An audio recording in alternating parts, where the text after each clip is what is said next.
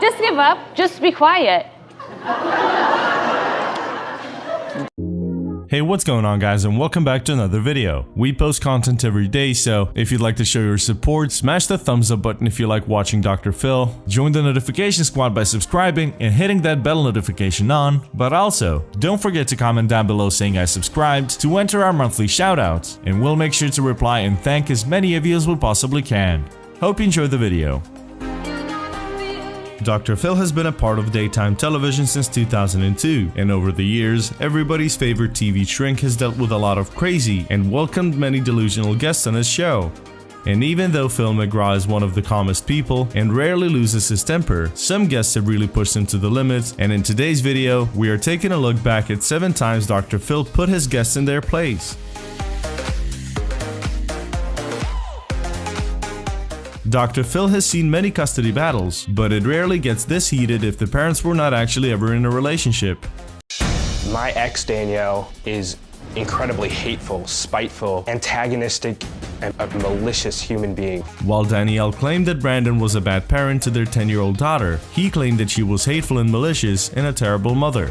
He said that her priorities were all wrong as she put God, singing for church, and her aspirations to be famous above the needs of their daughter, even though she didn't even have talent. After meeting in a restaurant in New York where Danielle worked at the time, the two had spent a few days together in Brendan's hometown in Alabama. When she wanted to move there and look for a job after just a couple of days together, he felt like something was wrong and avoided any contact with her after sending her back home.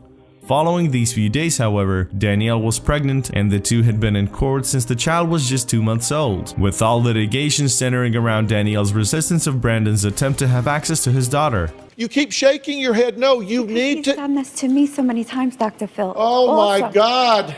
Listen to me. The court eventually came to the conclusion that her fear and anxiety regarding Brandon's relationship with the daughter have rendered the mother incapable of promoting a happy and healthy relationship between father and child, and that a relationship with both parents is in the best interest for the child. While Danielle claimed Brandon had put this all together in order to get his 15 minutes of fame, he talked about how he'd had to fly to New York several times a year to appear in court because of all the things she's filed for, and now every time she had the daughter there was a problem. He said he had even had to drive 16 hours from Alabama to New York to pick up his daughter, and a lot of the time Danielle wouldn't hand her over or make them miss flights, so their daughter had already missed a substantial amount of school. Dr. Phil then tried to talk to Danielle, who kept interrupting him, saying she felt very attacked. The show host almost lost his patience with her, repeatedly telling her to stop talking and listen to him. He said that she had been playing a game, but had been caught at it now, not only by him, but also by the court, the police, and medical professionals, because she was simply not good at manipulating. He told Danielle that she was on self-destruct as a mother, and that if she continued like that, she would risk not being a part of her daughter's life at all. While most people are glad when they start making their own money and can spread their wings and stop living off of their parents, 48-year-old Paul felt a little differently. His mother said she had supported him financially all his life, even after he stole from her and her husband, as well as their business, and he even admitted to stealing from his parents, but claimed that they actually owed him for the $1 million proceeds from a pet shop they had sold instead of putting him in charge. I believe Paul started using heavy drugs during the 90s. Started using cocaine and heroin, and I was hooked.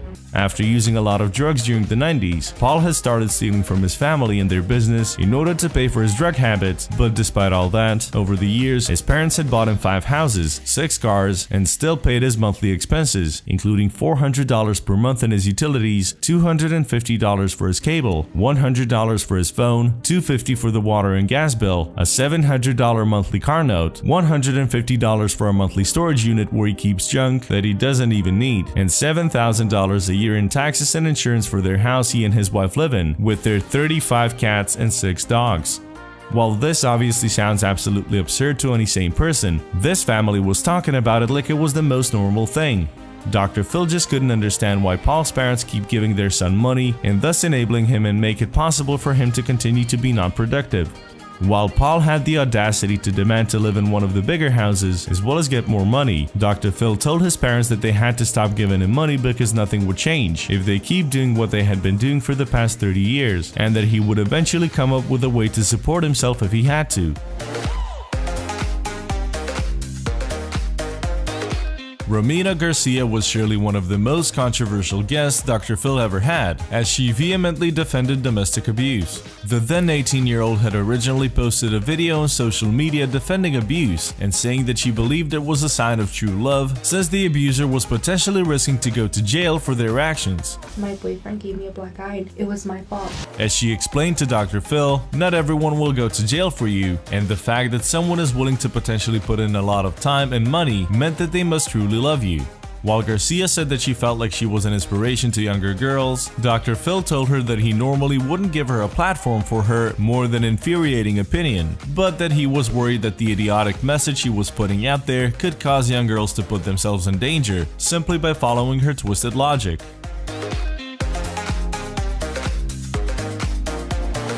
Due to her sister Trisha's drug addiction, Christy had been awarded legal custody of Trisha's children, but being clean now, Trisha obviously wanted her children back. However, saying that Trisha hadn't proven to her that she was a fit parent, Christy wasn't willing to give them back, while her ex-boyfriend and her younger brother Mark claimed that she treated the children like slaves and didn't even give them food sometimes because she spent all the money on alcohol. Mark also accused Christy of mentally and verbally abusing the children and even letting her own son physically abuse his cousins. My tube side, it's been known to happen. They can come undone. Just give up. Just be quiet. He called his sister a pathological liar who had even faked pregnancies at one point, while Christy denied all these accusations. However, it wasn't until we got to see a clip of Christy asking the kids on camera about who they'd rather live with, her or their mom, that Dr. Phil reprimanded her. The show host told Christy that she had a big problem with the interaction because it was inappropriate, and discussing those questions in that way, with that demeanor, is abusive. Nearly 5 years ago, Dr. Phil welcomed a couple on his show whose 5-year marriage was on the rocks because Marlon felt that his wife had let herself go. He said that he wanted her to lose 20 pounds, wear more makeup, and dress sexier in order to look more like his dream woman, Beyonce, all while also cooking, cleaning, and caring for their son, of course. And you're wanting her to become a Barbie doll for you. Understandably, Dedrea said her husband's demands had hurt her self-esteem, but Marlon still threatened to leave her if she didn't shape up to keep her man and her husband. Phil McGraw was pretty shocked that Marlon actually thought that this was a reasonable request, and while Marlon kept saying that he wasn't asking a lot, the show host told him that he would need to hire himself a babysitter, a hooker, and a cook, because expecting his wife to be all dolled up all day and do housework and everything else was simply unrealistic. He then called Marlon a narcissist because he was just so full of himself and did not have any insight or understanding, and when the husband started saying that he wasn't asking a lot once again, Dr. Phil actually laughed in his face and pointed out that he was actually asking for his wife to basically forget about what she wants. Forget about the fact that she works in and out of home and has a child, while he wants her to become a Barbie doll for him. Lisa's family said she had been hospitalized multiple times for alcohol-related accidents, injuries, and health issues, and had recently been arrested and charged with her 3rd DUI, saying that her drinking and drug dependence had caused them about 20 years of chaos, while Lisa kept denying that she was an alcoholic. I'm trying to. All right, come on. Despite having massive withdrawals, when she didn't start drinking at 10 a.m. like on most days, starting to shake uncontrollably, throwing up blood, and not being able to walk, she didn't want to acknowledge that she had a drinking problem and instead claimed to have fallen into some hard times after her divorce a few years earlier. She had even been in the ICU because of her drinking with a blood alcohol level of 0.3, which is when you start to go into a coma because your system begins to shut down, as Dr. Phil explained. Lisa kept denying that she had an alcohol problem and got angry about her family making her look like a piece of trash on national television when they showed clips of her being too drunk to walk and repeatedly falling down. Come on. I want to go back to jail. Come on. Oh my God. Come on. When she eventually claimed that she was a really good drunk driver, the show host had heard enough and yelled at his guest, saying that she didn't have the right to drive on public streets when she was drunk.